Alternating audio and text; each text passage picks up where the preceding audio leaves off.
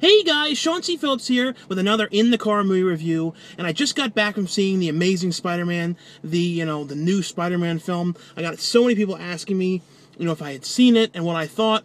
This is an okay angle here, of the review. It's not perfect, but I like to try and do these like the second I get out of the movie to just sort of why I remember it, because sometimes with movies you sort of forget things, and I can account for that with the DVD updates. I sort of forget stuff that I intend to say and then I don't. But yeah, I just got out of seeing the movie.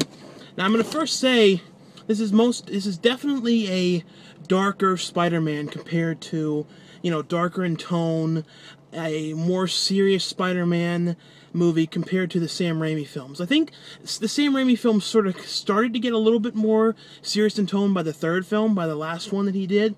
It got a little bit darker, but I felt like, the Sam Raimi ones kind of always were kind of jokey at points and kind of didn't take themselves too serious. And, like when he was flying around, he was sort of laughing in funny ways and things like that.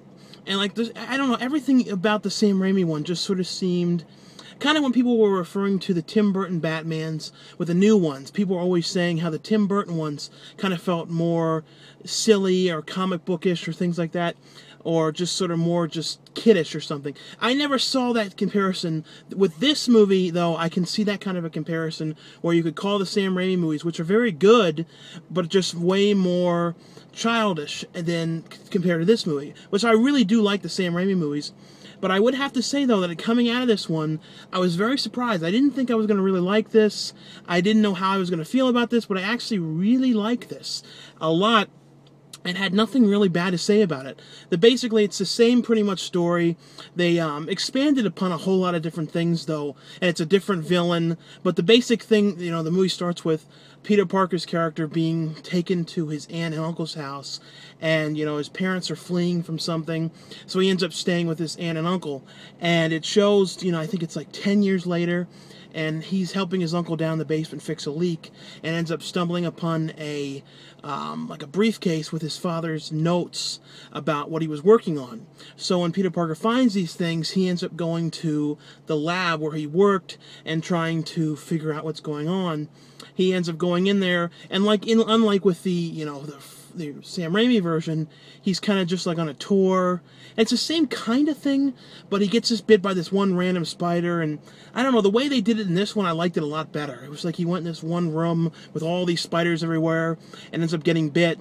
And I don't know, I felt like they did a better job explaining how he got the powers and things like that. And basically, though, he ends up waking up on a subway, because because it's New York, and he ends up basically having these extreme powers, like, if someone tries to hit him, he doesn't even have to do any effort to try and, defend himself. And I thought they did a really good job explaining, him with the powers and showing how he first got them, showing how he, invented the web thing. Because in the Sam Raimi ones, he was just sort of shooting him out of his hand.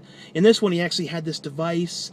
And, granted, I don't know a whole lot about the comic books. I never read the comic books. So as far as I've heard, this movie is way more like the comics and, sticking more to that format. But I don't know. I just really like this one. It's not the Gwen Stacy character. No, it's the Gwen Stacy character in this one that he's, falling in love with instead of the Mary Jane character. So I think that Gwen Stacy was in the Sam Raimi ones, and it was played by Ron Howard's daughter. And I can't remember exactly. I think she was dating James Franco's character. So it was a little differently how they did this. So I don't know if in these versions, I guess the comic book maybe never had the Mary Jane character. I don't know. Like I said, I don't know those certain type of details. But Emma Stone plays his love interest, Gwen Stacy's character. And the villain in it is the Lizard. I don't know if it has a specific name or not. I do remember the toys of that character as a kid. Because as a kid, I had, the Spider-Man play sets and all these things like that. But, all in all with this movie, though, I really found myself liking this a lot more than I thought. I thought the way that they, showed how he got the mask, and I don't want to say everything with everything, how it all happened, but I thought the origin of the mask was kind of cooler, and I don't normally go into a movie like this thinking, liking the newer one better than the original. And I actually think it's as good, if not better, I guess just maybe it's because I've grown up a little bit more and just sort of like more serious in tone. I don't know what it is. It's just something about it. Andrew Garfield did a really good job. Kind of a fan of what he's done, especially Never Let Me Go. He was really good in that movie. And he really, I don't know, he's almost a little bit more believable than Tobey Maguire. Tobey Maguire was kind of more like a fun, sort of just silly kind of guy. And even though Andrew Garfield's older, playing Spider-Man the same way, Tobey Maguire was, he kind of fits a little bit. Tobey Maguire always kind of looked older and kind of an awkward, I don't know, something about the cast in this whole movie, it worked better. But all in all, though, I think people should definitely see this. I thought that Emma Stone's, father's character, who plays the police chief, played by Denis Leary, did a really good job. I really liked the villain. I liked, what his plans were and what he wanted to do to the city. I don't know, it's just reminded me of kind of like seeing the Tim Burton Batman movies again. It kind of had that kind of vibe. Even the music was really good. I was always a little bit disappointed with Danny Elfman's music in the Spider-Man movies. I thought, I didn't think that he did what he could have with those movies compared to, things like Edward Scissorhands and stuff like that. I thought this had some really cool themes. There was one scene, too, when one character is hiding from the villain, and they use like a real old school kind of music with like these, I don't know, I just all in all really like this. I am glad I saw this. I definitely think people should check this out. I think 3D too is definitely a good way to see it.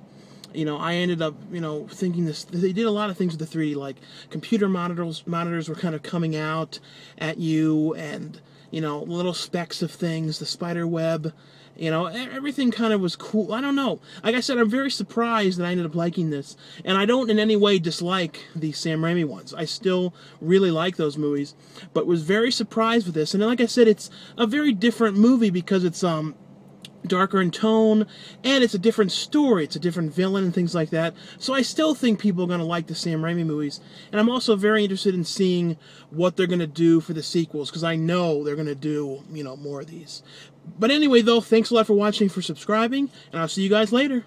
Oh yeah, and for rating, I would say, out of 10 stars, at least 8. Like I said, I was very surprised, when it comes to me and superhero movies, I either like them or I really don't dislike them. Like the Fantastic Four movies were just sort of cheesy. That's the one thing, too, I will say, is that they really did a good job with CGI. I feel like, for somebody that's not a big CGI fan, I think CGI is really starting to get it together and really starting to look pretty good lately.